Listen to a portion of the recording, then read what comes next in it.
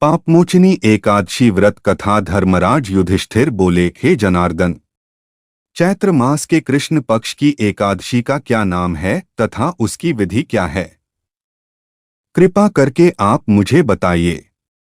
श्री भगवान बोले, हे राजन, चैत्र मास के कृष्ण पक्ष की एकादशी का नाम पापमोचनी एकादशी है।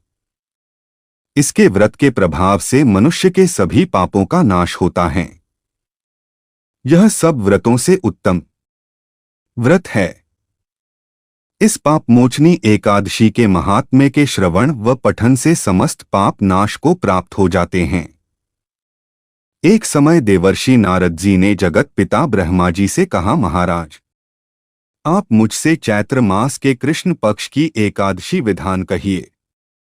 ब्रह्मा जी कहने लगे कि हे नारद, चैत्र मास की कृष्ण पक्ष की एकादशी पापमोचनी एकादशी के रूप में मनाई जाती है। इस दिन भगवान विष्णु का पूजन किया जाता है। इसकी कथा के अनुसार प्राचीन समय में चित्ररथ नामक एक रमणीक वन था। इस वन में देवराज इंद्र गंधर्व कन्याओं तथा देवताओं सहित स्वच्छंद विहार करते थे।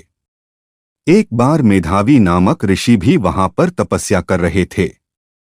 वे ऋषि शिव उपासक तथा अप्सराएं शिवद्रोहिणी अनंगदासी अनुचरी थी। एक बार कामदेव ने मुनि का तप भंग करने के लिए उनके पास मंजुघोषा नामक अप्सरा को भेजा। युवावस्था वाले मुनि अप्सरा के हाव भाव, नृत्य, गीत तथा कटाक्षों पर काम मोहित हो गए। रतिक्रीड़ा करते हुए 57 वर्ष व्यतीत हो गए। एक दिन मंजुघोषा ने देवलोक जाने की आज्ञा मांगी।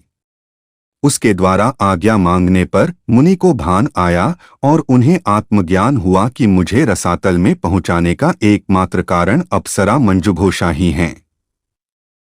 क्रोधित होकर उन्होंने मंजुघोषा को पिशाचनी होने का श्राप दे दिया। श्राप सुनकर मंजुघोषा ने कांपते हुए ऋषि से मुक्ति का उपाय पूछा। तब मुनिश्री ने पापमोचनी एकादशी का व्रत रखने को कहा और अप्सरा को मुक्ति का उपाय बताकर पिता च्यवन के आश्रम में चले गए। पुत्र के मुख से श्राप देने की बात सुनकर च्यवन ऋषि ने पुत्र की घोर निंदा की तथा उन्हें पापमोचनी चैत्र कृष्ण एकादशी का व्रत करने की आज्ञा दी।